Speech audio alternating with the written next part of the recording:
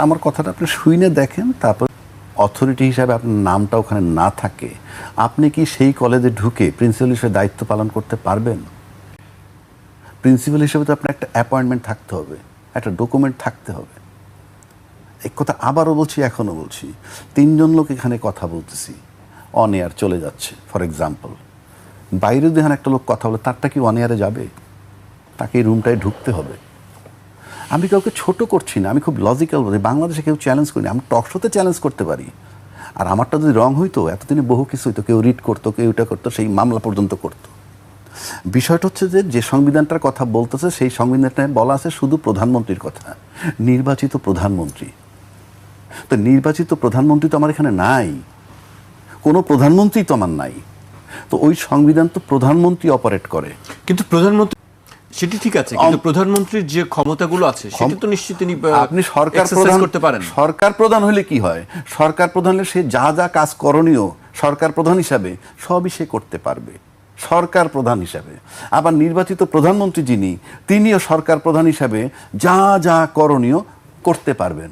কিন্তু প্রশ্ন হচ্ছে, আমার অ্যাপয়েন্টমেন্ট তো অন্তর্বর্তীকালীন সরকার হিসাবে। তা আমার অ্যাপয়েন্টমেন্ট অন্তর্বর্তীকালীন সরকার হিসেবে হলে তো আমি তো প্রধানমন্ত্রী না। এই যুক্তিটা আপনি আবার দেই, আমাকে যদি বলা হইতো এই যে আমি প্রধানমন্ত্রী হিসেবে ওত নিছি, তাহলে তো আমার মেয়াদ 29 পর্যন্ত। আমি তর্কের খাতিরে বলছি, আমার মেয়াদ কেউ ফিক্সড করে নাই, আমার মেয়াদ সংবিধানে নাই। আমার মেয়াদ, আরেকটা জিনিস মনে রাখেন, বারবার পরিষ্কারভাবে বলতেছি, আমার কথা না আপনার খুঁজে নিয়েন। বলাই হয়েছে 106-তে তাদের যে অ্যাপয়েন্টমেন্ট দিছে, সেখানে বলাই হয়েছে সাংবিধান কনস্টিটিউশনাল ভ্যাকুয়াম। এরকম কনস্টিটিউশনাল ভ্যাকুয়াম যখন হয়, তখন একটা সরকার, অন্তর্বর্তীকালীন সরকার নিয়োগ দেওয়া যেতে পারে অন্তর্বর্তীকালীন সময়ের জন্যে। এই যে কনস্টিটিউশনাল ভ্যাকুয়াম, কনস্টিটিউশন মানে সংবিধান, কনস্টিটিউশনাল মানে সাংবিধানিক, ভ্যাকুয়াম মানে শূন্যতা। শূন্যতা মানে কি? নাই। তার মানে অফিসিয়ালি সংবিধানটা নাই, মানে এই কার্যক্রম করার জন্য নাই। এই জন্য সরকারটা বসানোর পর তারপরে সে কি করতেছেন বলে না, ডক্ট্রিন অফ নেসেসিটি। অর্থাৎ ইউনূস সাহেবরে বসাইলো 106, তারপরে উনি টাইম টু টাইম যেটা করছেন সেটা হলো ডক্ট্রিন অফ নেসেসিটি। অর্থাৎ এইটা হলো ডক্ট্রিন অফ নেসেসিটি। আর তাকে বসাইছে রাষ্ট্র। রাষ্ট্র বলতে বিচারপতিরা প্রেসিডেন্টের একটা প্রপোজাল চাইছে, সেই মোতাবেক বসাইছে। এটা বিশ্বাস করেন, এটা আমি আইনজীবী হিসাবে নিজের গর্ববোধ করি। আমরা আলোচনা করি তো, তারা বলে যে ভাই এটা কারেক্ট, কিন্তু আমাদের একটা জায়গায় যেতে হবে। বিষয়টা এইরকম, আপনি গোজামিল দিয়ে যেতে চাচ্ছেন, ভাই রাষ্ট্রে এটা চলে না।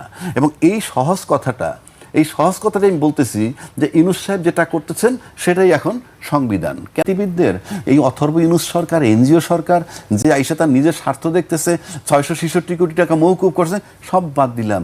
আপনারা তখন বলতে পারলেন না আমরা কি টাইম নষ্ট করব? সংবিধান তো বলতেছে নির্বাচন করতে হবে 90 দিনের মধ্যে, কোনো কারণে ব্যর্থ হলে আরো 90 দিন। আপনি বলছেন যে জুলাই সনদে রেস করে নাই যে আপনার 180 দিনের সর্বোচ্চ নির্বাচন দেওয়া উচিত, নাহলে ভায়োলেশন অফ কনস্টিটিউশন হচ্ছে। বলে নাই। কেন বলে নাই? বলতে পারেন নাই, তাদের ব্যর্থতা। এইবার আসেন জুলাই সনদ। জুলাই সনদের যে আইনি ভিত্তি কেন লাগবে? আপনি সংবিধানে গণভোট নাই, এটা সবাই বলে, আমিও একমত। সংবিধান মোতাবেক যেটা বললাম, ফেব্রুয়ারি 26-তে নির্বাচন হবে, সেটাও সংবিধান পারমিট করে না, সংবিধানে নাই, মেয়াদ শেষ তার। ওইটাও সংবিধানে নাই, গণভোটও সংবিধানে নাই। তাইলে আছে কোনটা? আমরা ঐক্যমত্য কমিশন বা সংস্কারের করতে গিয়ে আমরা কি মানলাম? জুলাই সনদের জন্য গণভোট লাগবে। গণভোট কিন্তু সব দল মেনে নিছে, গণভোটটা তো মেনে নিছে। দিন তারিখ ক্ষণ নিয়ে ঝামেলা আছে, কিন্তু কেউ বলছে নির্বাচনের আগে, কেউ বলছে নির্বাচনের দিনে, আর তো কোনো পার্থক্য নাই। গণভোট সংবিধানে নাই, কিন্তু রাজনৈতিক দল মেনে নিছে। আমি মানে রাজনীতির যে থিওরি, বাধ্য গণভোট হইতে। কখন হবে সেটা সেকেন্ড কোশ্চেন।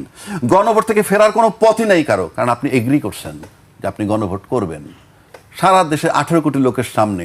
যদি এই গণভোট না হয়, রাজনীতিবিদদের মানুষের উপর, মানে গণভোট না হওয়ার জন্য টাইমটা কি? গণভোট যদি আপনি আগে করেন, তাইলে জুলাই সনদের আইনি ভিত্তি হয়। আর আইনি ভিত্তি যখন হবে ওইটা, তখন জুলাই সনদের অধীনে নির্বাচনটা হবে। সেটাই হলো কৌশল। আর যদি একই দিনে হয় মানে নির্বাচন এবং গণভোট, তাহলে আপনার নির্বাচনটা কোন সংবিধানে হচ্ছে? প্রশ্ন 1। 2, পৃথিবীতে যদি কেউ নজির দেখাইতে পারে যে একই দিনে জাতীয় সংসদের নির্বাচন এবং গণভোট হয়েছে, আমার জানা নাই। কেননা আপনি গণভোটটার পারপাস কি তাইলে? গণভোটটা হওয়ার পর জুলাই সনদ আইনি ভিত্তি পাবে, তার আলোকে নির্বাচন করবেন। আপনার সংসদ যদি হয়েই যায়, তারপরে গণভোটের রেজাল্টের এফেক্টটা কি?